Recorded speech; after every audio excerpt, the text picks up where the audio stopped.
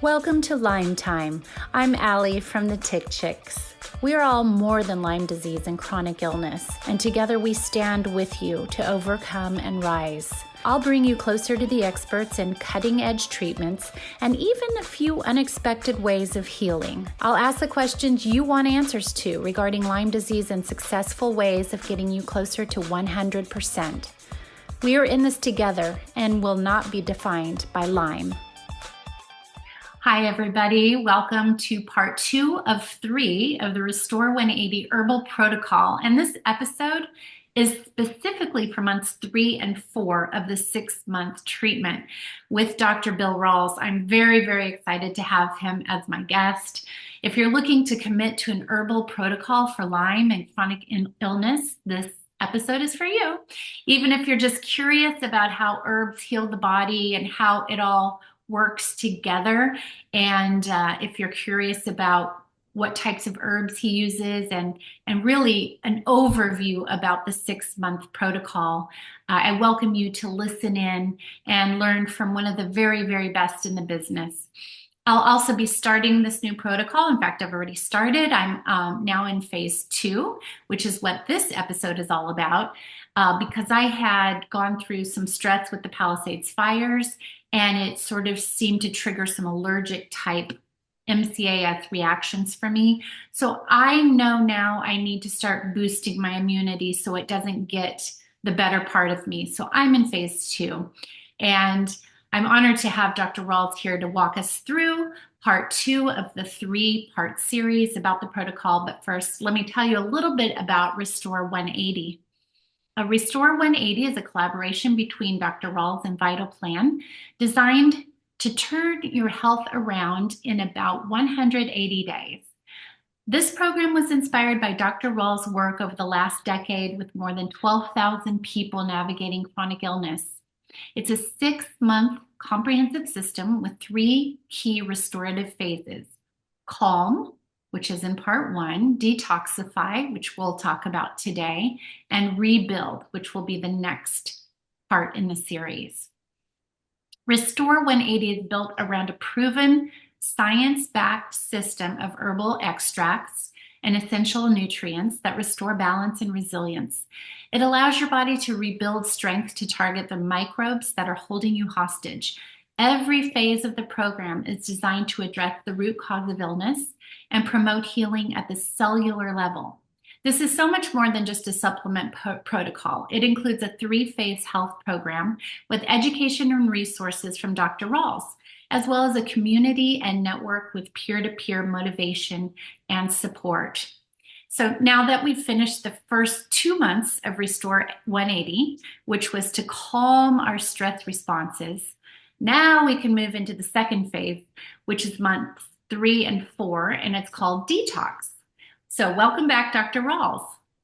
Thank you, Allie. Pleasure to be here. I'm very excited to talk about the buzzword of the century, detox.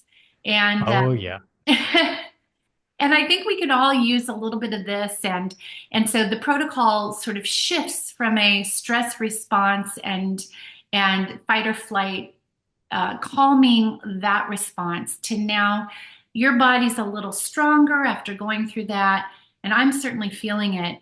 And now my body is a little bit more prepped, so to speak, to detox. So after walking alongside thousands of people navigating chronic illness over the last decade, what is your definition and view of detoxification? Yeah, you hear a lot about that. There are a lot of products on the market focused at that thing of detox or detoxification. And I think it's really important to recognize right up front that we're not detoxing the body. We're helping create an environment where it can detox itself. So the body is constantly, and very specifically, our cells are constantly purging toxic substances, purging metabolic waste, but that has to be pulled away from the cells, make it to the liver, be pulled out of the body and the digestive tract. So it's very good at that. And if your body is toxic, if you have that just feeling of being toxic, it means that that has been compromised. And so, what we want to do is enhance the ability of the body to do detox itself. And I'm sure a lot of people are thinking, you're just getting around to that in month 3 because everybody's told me I need to start with that. And what we've realized is a lot of this is driven by other forces that you have to solve those forces first. And a big part of it is calming the body down because as I said in that first episode, if you think about it, microbes are attacking your cells, and those cells are sending distress signals to the brain, and that enhances this fight or flight response. And the fight or flight response slows down the gut. So digestion is messed up. Well, that blocks detoxification and it disrupts hormones. Well, hormones are connecting your cells. If your cells can't talk to one another, they can't work together. And if they can't work together, they can't do the things that we need to do, like detoxifying. So, calming that fight or flight response is really critical before you do anything else. But the other side of it is just initiating very carefully, very slowly, without upsetting the boat of calming that microbe stress because the microbes are, basically attacking your cells. Well, that creates debris and congestion, and that's the root of the problem. So if you think about your cells, muscle cells, heart cells, brain cells, they're all compacted together in your tissues. So to get oxygen and nutrients, plasma has to flow out of the bloodstream carrying oxygen and nutrients through those little teeny spaces between the cells. And then cells have to purge toxic metabolic waste and other toxic substances into that space to be carried away by the bloodstream or the lymphatic system. Well, if that's all congested with debris from dead cells and dead microbes, that's your problem right there. That's where it starts. So we have to start there to start solving the problem. And part of that is calming that sympathetic overactivity so that we can get our cells working together again. And it's not just products. When we talk about detoxification, we can't talk about it without thinking about blood flow. The key is washing away all that congestion and debris so your cells can breathe again. The best way to do that if you're healthy is go out and walk 5 miles or do some kind of vigorous exercise. But if your tissues are really inflamed, it's hard to do that. So that's where sauna can be really important because it moves blood. The solution to pollution is dilution, washing it away, flushing it away. So moving blood, either gentle exercises, sauna, that's step one. So that kind of moves us into that place of what detoxification is and how we need to approach it.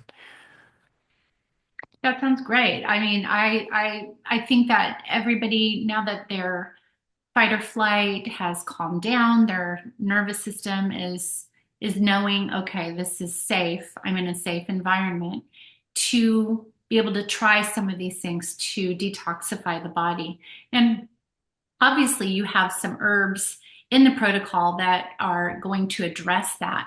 Let me just ask you real quick, why are the antibiotics not an ideal fit for dealing with chronic infections? We talked in the last episode about how they have their place with an acute infection. But if you don't kind of catch it right in time, or you don't know what's going on with your body for a few months, and it turns into a chronic situation, why switch to herbs? Yeah. Well, when we look at antibiotics, the world would not be as good as safe a place without antibiotics. And before, in the 1940s, when we first had penicillin and then sulfa drugs before that, a lot of people died of infections that can be readily and easily treated today. But I think it's like anything. To solve a problem, you have to pick the right solution.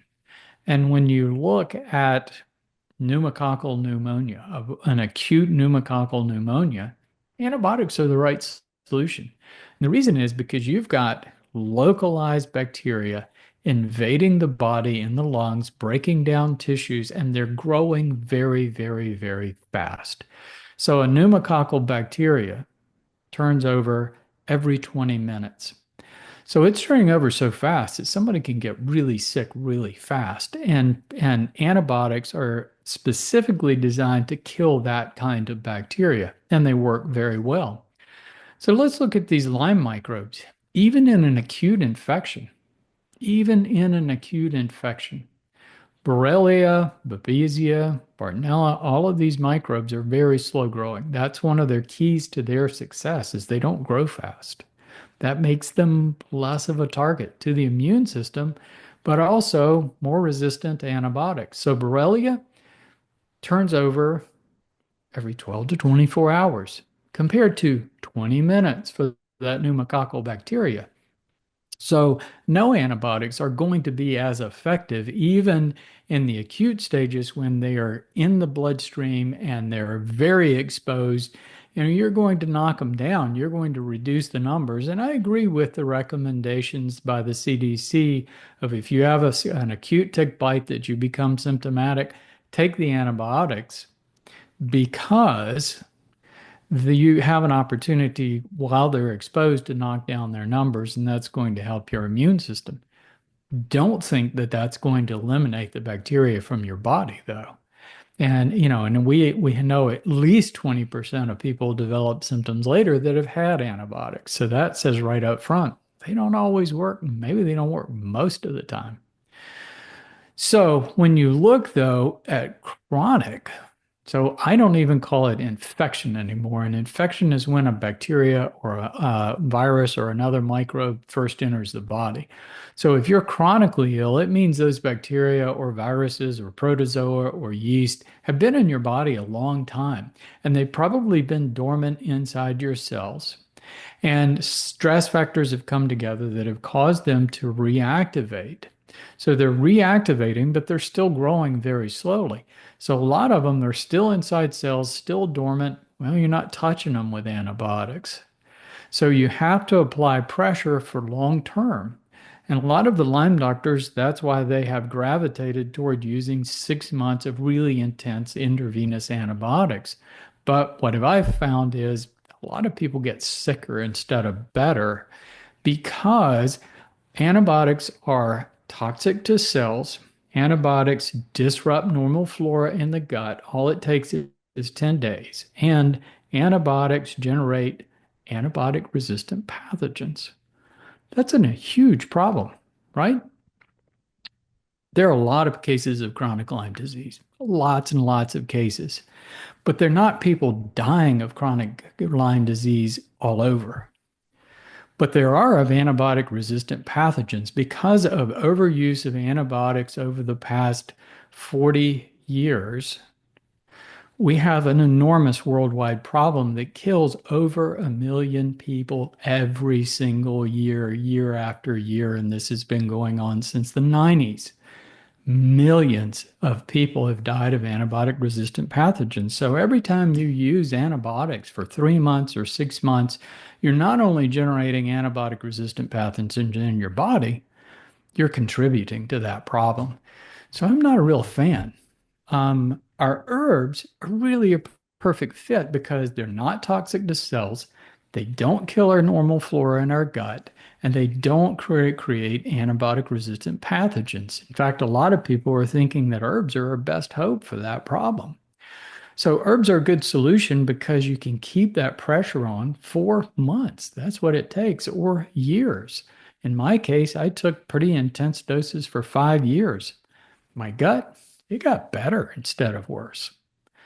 So, herbs are doing a lot of things that antibiotics can't do. They're protecting cells, they're balancing the immune system, they're immune modulators, so they're calming allergic reactions.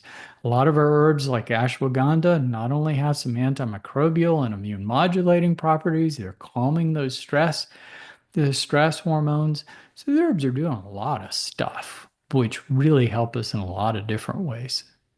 That's great information to have because I know probably most people out there have considered trying the antibiotic route or are considering it, and it's just good to have the other side presented.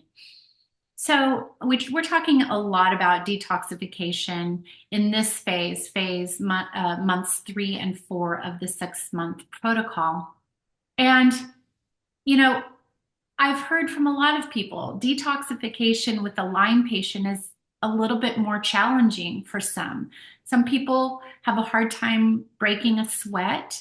I know that unless I was in a sauna or a hot blanket or something like that, I really, number one, wasn't able to sweat easily. And number two, getting my lymphs to clear and all of that was a challenge because Yes. I wasn't able to exercise. I couldn't even walk around the block, to be honest with you. So, um, I know that you've always emphasized the importance of supporting the liver and kidneys and lymphatic system during detox, but what specific lifestyle changes or habits do you recommend for maintaining these detox pathways beyond phase 2 of Restore 180, or what can you recommend for daily Yeah. habits?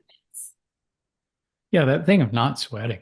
I remember that, just never worked up a sweat. I mean, it took a lot of heat and I couldn't walk more than a half a mile like you. I really am not. I've Yeah. never been a runner in any sense of the word.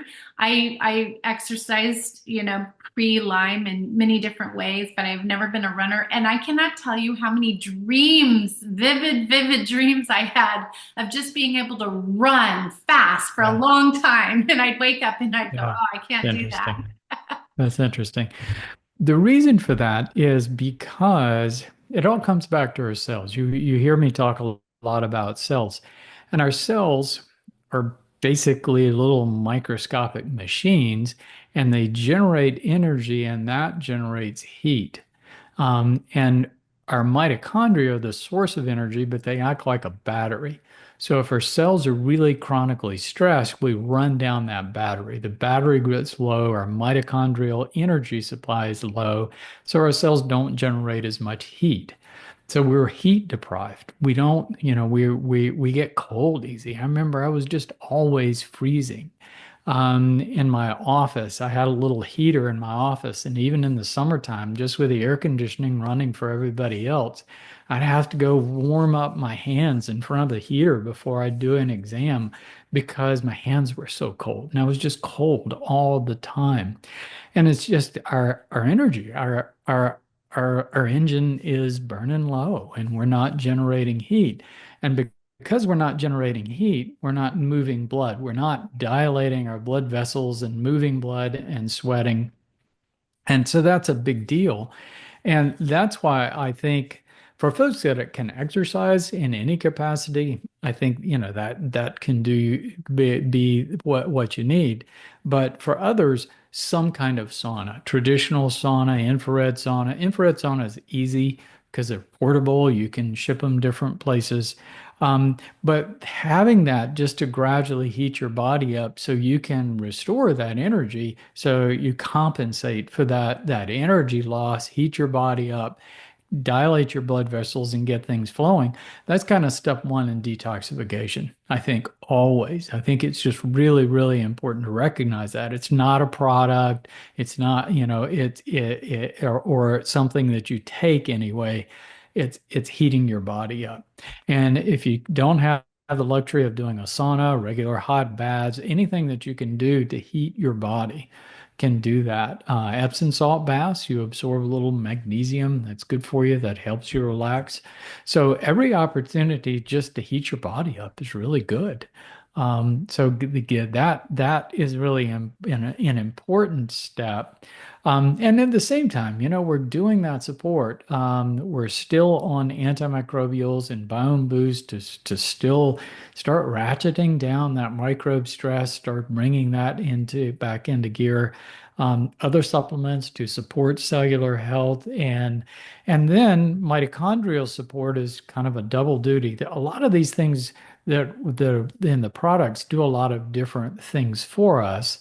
The glutathione and NAC are really good at protecting cells, and they're key in that detoxification process, both at the cellular level and the liver level, as far as neutralizing toxins and helping to pull them out of cells and get rid of them. Also, another thing that I really like is chlorella. Chlorella is really nice too because unlike binders like charcoal and bentonite clay, which stay in your gut and really don't do anything for your cells, the chlorophyll in chlorella is absorbed and it circulates around our cells. So not only is it very soothing to our gut cells, when it's absorbed, it's very soothing to our other cells. It protects our cells and it gets into those spaces and helps pull those toxic substances away, helps the cell purge and remove those things to get them flowing again. So chlorella is really nice for that. And so that's an important step in that detoxification pathway. Right. So as I'm detoxing right now, the herbs are also uh, um, serving as a quote unquote antibiotic and an antimicrobial at the same time. So basically, I'm allowing my system to detox at the same time the herbs are fighting uh, and restoring health to my cells. And Exactly. and so this is so different than what a lot of Western people, maybe I can even say Americans, associate with detoxification. A lot of them are on the juice cleanses or they're into fasting and things like that, which can help some symptoms, I'm sure. But how are these herbs working in a different way? Well, the herbs are solving the problem directly. And we can get into diets, fasting, that sort of thing in this talk. But again, that first step is mobilizing things. And if all you're doing is fasting and sitting in one place and you're cold, you're not moving anything. So you have to mobilize but at the same time, you have to offer that support to reduce the cellular stress so you reduce cellular die-off so you're not continuing to generate that congestion in the space. So those kinds of things are happening. So we're actually doing a number of things simultaneously. So yeah, getting blood flowing, that's really important. Um, Protecting ourselves so we're reducing the cellular die-off. That's the root of the problem is this congestion. So we've got to clear this congestion. Clearing our lymphatics. There are a lot of ways you can do that. A simple way is a little trampoline called a rebounder. You just bounce on that several times a day. Vibration plates can do it. You can find some of those things in a gym or go to a trampoline park with your kids and just sit and bounce. It's really good. Those kinds of things help clear your lymphatics, help mobilize things. So a lot of it is that physical moving the blood, flushing the spaces. But once you get it there, then you have to get it out of the body. And so that's kind of step two is mobilizing it. And everything, once it's cleared from the lymphatics and the bloodstream, it goes to the liver. And liver is really important for our health, and people discount how important the liver is and how important and what's happening in our world today. Our world, we're exposed to more toxic substances that are toxic to our cells than ever before in the history of humans. Never have we had the level of toxins in our environment. And, it's just simple fact that we're doing a lot of things that are toxic to us in our modern world, and there are a lot of us. When I was born, there were 3 billion people on Earth. Most of them didn't drive a car. Today, 8 billion, and there's just about as many cars as there are people. And then on industry on top of that, and the big plastic industry and the pesticide industry, and there are a lot of chemicals. And it's estimated that at least 25% of the American population has fatty liver. So what is that? Fatty liver is if you really stress your liver cells, they burn out and they're replaced with inert fat cells that don't do anything. I can remember, when I was practicing gynecology, I did a lot of laparoscopies looking inside people's abdomens, and I'd always look at the liver. If you look at somebody in their 20s, it was a nice beefy red liver. By age 50, though, their livers were starting to have this kind of mottled yellow color from having this effect of the liver of being the liver cells being replaced with fat cells. And it's a big deal. So a lot of people just don't have very high capacity to process the toxins once they mobilize them. So protecting liver cells is really important. And so there are a number of herbs that are very good for that. So one of the key herbs in daily multi is milk thistle. Milk thistle has been shown to regenerate liver cells. Everybody out there knows that your cholesterol gradually goes up as you age. Well, the reason is because you're burning out your liver cells and you lose the capacity to properly process cholesterol. So it gradually rises. So it's loss of liver cells that is the reason. So I've been taking milk thistle for probably close to 20 years. My cholesterol is better than when I was in my 40s at age 67. Wow. So having the effect, so other herbs, andrographis, which is in the formulas, is a wonderful liver protectant.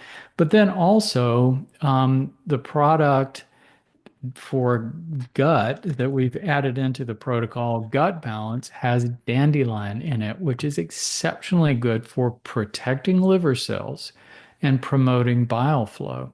So part of that problem of sympathetic overactivity is the gut stops. And when the gut stops, everything gets backed up and you get backed up into the liver. And that causes gallstones and liver stagnation. So you want things to really get things moving again. So andrographis, dandelion, and milk thistle stimulate bile flow. Well, you can't get the toxins out of your body if you don't, because they're carried in bile. So you have to not only protect the liver cells, and glutathione does a really nice job of that too, you have to get the bile flowing. So putting in products specifically, herbs that specifically are known to do that is really, really important. So that's part of the detox. And the third part is getting them out of your body. So here we're talking about binders, and everybody's using these heavy binders, charcoal, bentonite clay. Those things are important if you have an acute intoxication of something. If you have a sudden load of toxic substances that your body is hit and it's saturated with them, you need something, you're going to be dumping a lot of those things out at one time and you need something to bind them. But one of the problems with both of those substances is that they slow motility. They cause constipation.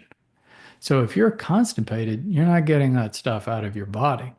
A better binder is actually vegetable fiber. And that's one of the reasons why I recommend that everybody eat more vegetables than anything else.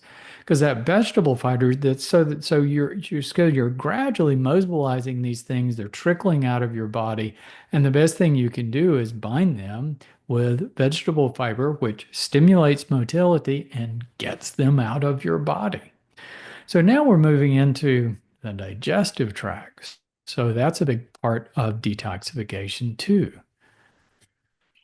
Yeah, I mean, I hope that everybody's hearing this loud and clear because, I think back to the days where I was really, really, truly in bed for days upon days, and sort of taking my supplements and trying to move, but I wasn't able to move. And so, guys, I just need you to hear Dr. Rawls here. It's not only about taking herbs and supplements and trying to, you know, detox your mind. It's also about you have to help these things out of your body, whether you're sweating or urinating or whatever. You have to go into the next phase, which is your gut and eliminating these toxins. Also, I want to add, not only do you have Lyme disease and all sorts of microorganisms working against you, but you also have the added layer of medications that you might have been on for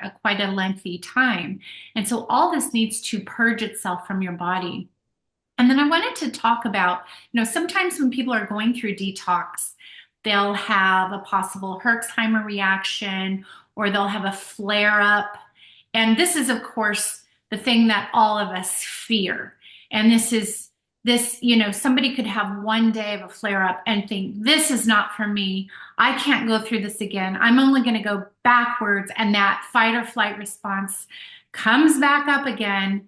And what can you offer to individuals who are maybe going through this right now in phase 2 during their detox and having a temporary reaction to something?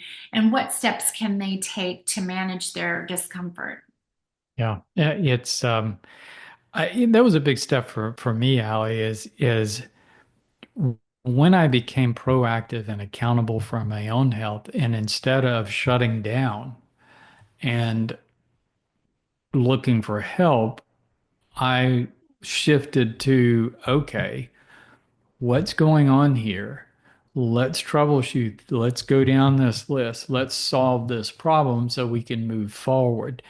That was a big turning point for me because I got better at solving those inevitable relapses and setbacks and hard timer reactions that occur in everyone.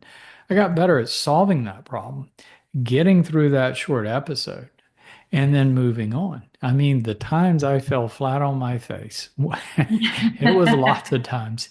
And it is really frustrating because you're going along and wham, here you are back where you were again. And that's really common. And so part of that Restore 180 program is not being helpless, having another group of people that can help you navigate that is to move forward. So, and that gets to the resource library and the database that we're building into this program of always having answers when you need them.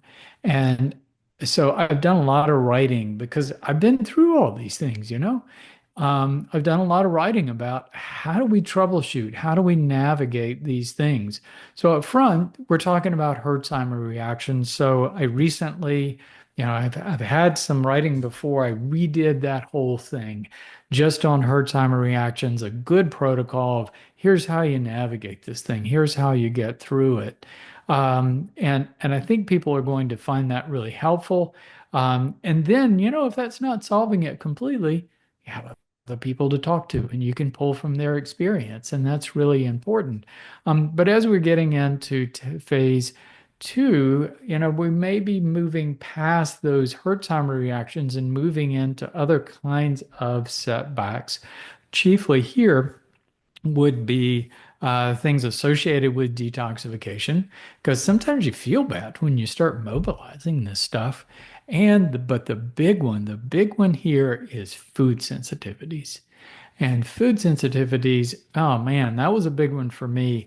75% of the foods that I ate, I tested positive as being sensitive to. Yeah.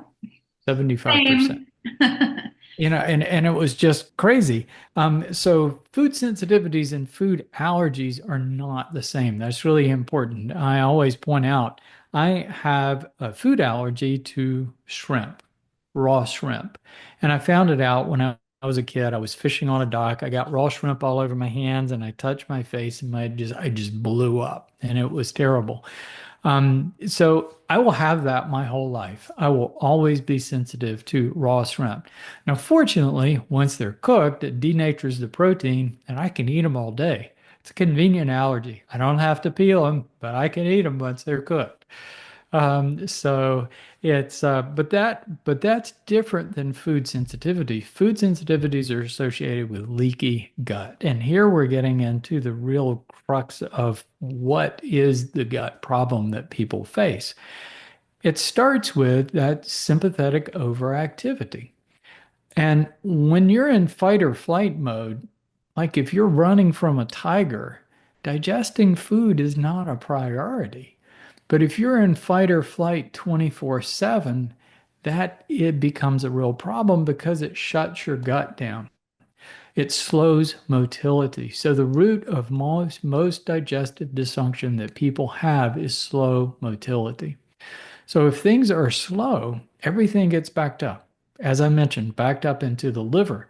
You get backed up into the stomach, backed up into the esophagus. So you have reflux, you have indigestion, you can develop stomach ulcers. I did. You can have all of these issues. And then if things aren't moving, well, there are bacteria in the small bowel, good bacteria we want. But if things aren't moving and there's food, they keep growing and growing and growing. So you get gas, you get bloating. And no, you don't need a methane test to diagnose that. It's pretty darn simple. If you got gas and bloating and things are moving slow, you have SIBO, small intestinal bacterial overgrowth. But it can be good bacteria as well as bad. But that bacterial overgrowth strips the protective mucus layer away from the intestine. So, all cells in the body are food for bacteria. And this is really important to recognize. We have a lot of bacteria in our gut. So, if you have overgrowth of bacteria, the bacteria not only are eating the food, the cells that make up the lining of your intestinal tract are vulnerable to be food. So all of those cells are producing this barrier, this protective mucus barrier to protect those cells. Well, if you have overgrowth in the small bowel, especially the lower small bowel, that gets stripped away. The bacteria, the cells are vulnerable. The bacteria attack them, even the good bacteria.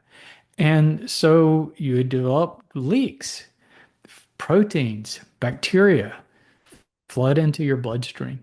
And your body can't have that. So you have an immune reaction to it. So this is going on a little bit in everybody all the time. That's why 70% of our immune system surrounds our gut. But when it's going on to a high degree, it causes an immune reaction. So you have an excessive immune reaction, and it's typically the foods that you're eating a lot. But certain things, certain proteins are more reactive than other things. So, nuts are really common. Gluten from wheat is a storage protein. So nuts and beans have lectins in them that are proteins that are really reactive.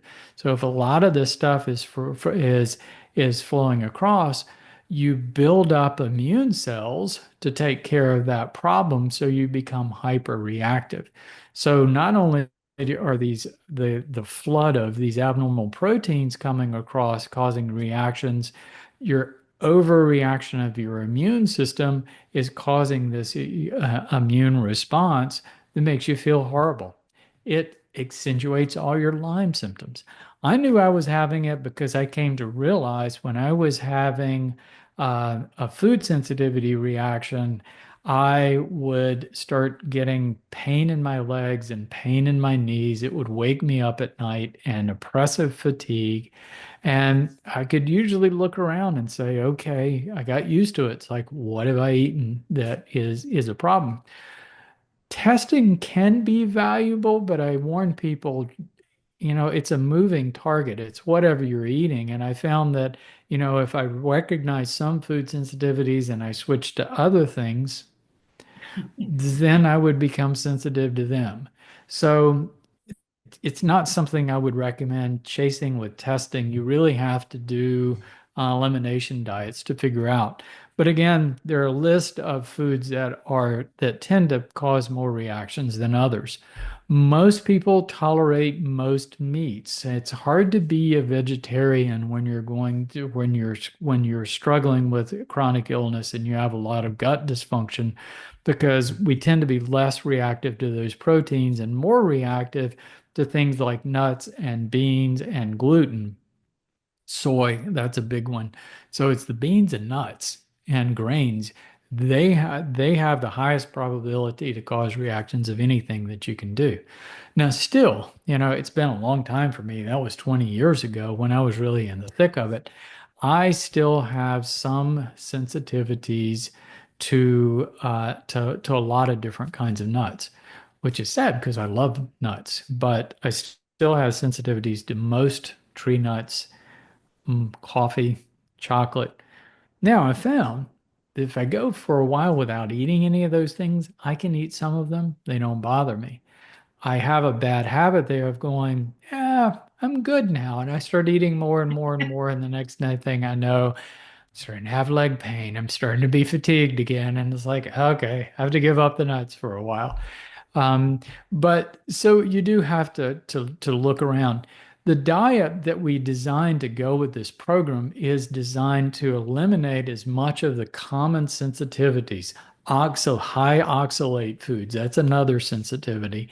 So eliminate as much as you can. And it gets down to being certain kinds of vegetables, chicken and rice. Most people can tolerate that. And you eat a lot of that. And then you kind of build out from that very slowly as your system calms down, and the herbs help calm things down.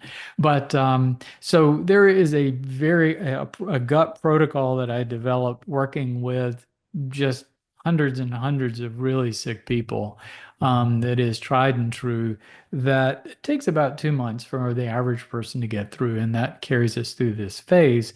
Plus, the gut balance product not only has dandelion, it has berberine, which kills off some of the more threatening pathogens in the gut, Candida, that sort of thing. And it has cyprium. Really important because cyprium is a source of mucilage, and that helps replace that mucus barrier that we have stripped away with the bacterial overgrowth. So those are the things that are, that's a big focus of where we are in that phase two is getting through the diet, restoring detoxification. And, by the end of it, people feel a lot better. So let me just ask you, kind of going back a second to the to some people that might be experiencing a flare. Now, obviously, not everybody will do that. A lot of people will go through phase two with no problems whatsoever. But if somebody is having what they feel to be a setback or not feeling as well during this detox period, what would you say, in your opinion, is typical for most people, and should they go ahead and push through it? Or when should they call or call for help? They get a free Sure. one-on-one consultation here. But what would be the typical duration of what you've seen with your patients? Or more like a Hertzheimer reaction. Mhm. Yeah, it's so highly variable, and it can be, that's a frustrating thing is for a lot of people is it can be multiple things. You can be taking this therapy and gradually increasing it, and you're increasing die off, but then you're eating foods and you get some gut sensitivity, some food sensitivities at the same time, and then you get hit with a new virus. You go out somewhere and you pick something else up, and that compounds everything. And a lot of people don't realize that when you get a virus, it really messes up your whole immune system and it increases allergic reactions. You become much more sensitive to allergic reactions. So it's going through a protocol of what I call the five elements. So I have people and I have them doing this over and over and over again of going down this list. And so by the time you finish 6 months, you're going to be very used to doing this. It's like, if number one, is it something I ate? Have I eaten something that has a toxin in it that's foreign to me, or is it a food sensitivity? So is it something there? Is it a toxic substances in my environment? Is there new mold exposure that I wasn't used to? Or am I starting to have a reaction to a medication that I'm taking? Or, am I getting too much caffeine and not sleeping? That's number two. So, are you getting enough sleep? Is there stress in your life and that's affected your sleep? And then the number four, um, are you moving enough? Are you circulating? Are you getting out? Are you just sitting and not moving all that accumulation of toxic stuff? And the number five is it am I, have I really stirred up the microbes in my body? Or have I picked up something new, like COVID or something like that? So going down that list and troubleshooting over and over and over again, and having people to help you go through that list, I think is really important. So, people hear about this same thing over and over and over again as we go through. So by the end of it, you get pretty good at just going down the list and saying, okay, what is it this time? What's getting me, or is it multiple things all at once? And I think that's where people mess up is it like, I'm sick because I have a Herxheimer reaction. You know, it's not always that. And you really have to pay attention to everything in your life. I mean, I've realized that something that, I was so cognizant of not doing, but a number of companies out there have started putting herbs that have poisonous or drug-like qualities in the products, but give people the feeling of a Herxheimer reactions because people have come to equate, well, this is working because I feel bad, right? Yeah, it's happening. I've caught several companies doing that. So you really have Unbelievable. to constantly pay attention to what's going on in and around your body. I think it's a good time also to mention that detoxing with Dr. Rawls' program here, we talk about detoxing through the herbal protocol, through a binder, a gentle binder, and foods. But also, you do have to pay attention to your environment. You may be Mhm. in a moldy home and not be able to fully feel the benefits of this Restore 180 if you're continually sleeping in a moldy environment, for instance, or you might go to work and be in a moldy environment there and not really be aware of that. Number two, I would just encourage everyone to detox your home. Uh, and this means clear out your pantry of anything that might be tempting. Also go into your laundry room and detox that and really do a nice I have these things on my website where you throw a few things in your washing machine and you can, it's a deep clean and a sanitize for your washing machine. And also any sort of chemical detergents that you're using. You know, a lot of it, oh, and so much for women is the products that we're putting on our body. I mean, I do know men that apply lotions Sure. and things like that, but I think that the women are really hit hard with what they're putting into their pores. And so we can be doing all of this and following everything Dr. Rawls is saying to a T. But if your environment isn't clean and your lifestyle isn't clean as well, you're not giving yourself the best fighting chance against Yep. what we're trying to accomplish here.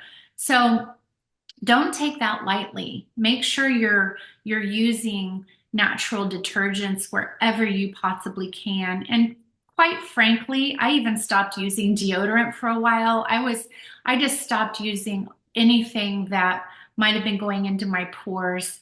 And if it wasn't necessary, then I wasn't going to put it in or around my body. So that's just sort of an important reminder.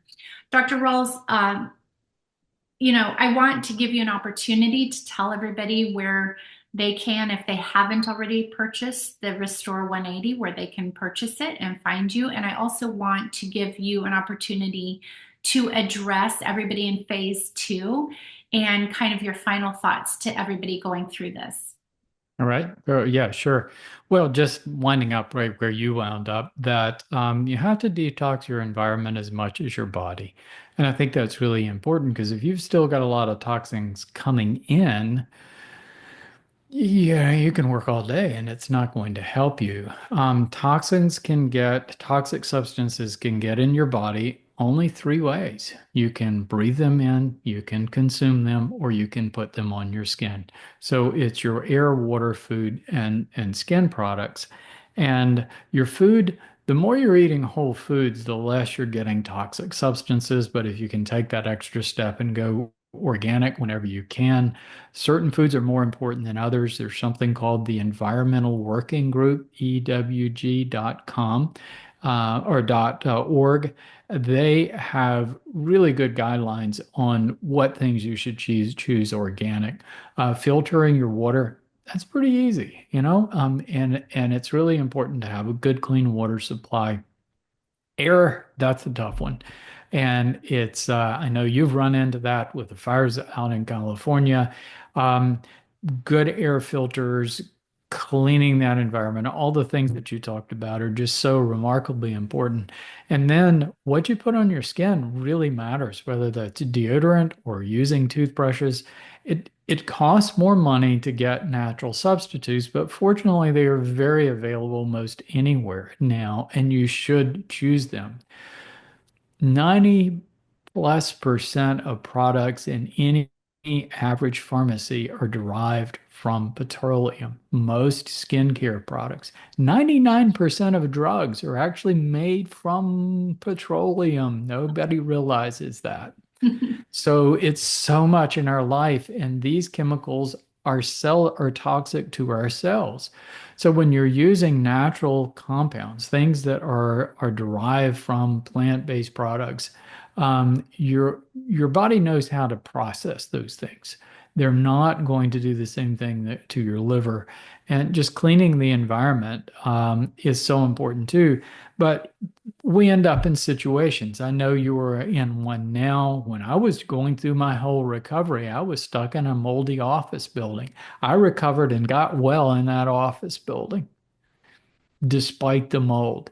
I ran ozone, I ran air filters, but as I was taking the herbs and doing everything else, my body became more resilient. I was able to tolerate it better. So the message is, it's hard to make our world perfect. So you have to learn to live around these things and do the best you can where you are. And I think that's very important for everyone to do. But so that kind of rounds up phase two. And yeah, there's lots of great information. We've talked about all these things, but going through it, it's really nice to have some guidelines and people helping you with that whole process. So this has been a good review for everyone, I hope. Oh, I'm sure it has been. And also, don't forget, everyone, Dr. Rawls has poured his heart and soul into the videos that he's recorded, little tidbits of information, lots of short videos that you can watch through his network. And it's really important to give yourself the support. This is a reminder for that. We will see you in about 8 weeks for the final stage of his system, which is phase 3, and it's called Rebuild. So here's to the next few weeks of detoxifying your whole life and giving yourself and your body the chance to be in an incredible position to begin rebuilding your foundation. So thank you, Dr. Rawls. We are looking forward to seeing you in a few weeks. All right. Thank you, Allie. Thank you for listening to this episode of the Lyme Time Podcast. If you like what you heard, please subscribe on your favorite platform to be notified of new episodes. Remember, this is not intended to be medical advice. Take your findings to your provider to see if something is right for you. No two bodies heal the same, and your doctor knows you and your labs best. You can find out more about the Tick Chicks at thetickchicks.com. And if you subscribe there, you'll be notified of upcoming events like the in-person Losing Lyme retreat that I host. I also have shopping pages dedicated to helping your at-home symptom relief, as well as a private support group. Join the Tick Chicks tribe on Instagram, YouTube, Meta, TikTok, Pinterest, and X. You are not alone.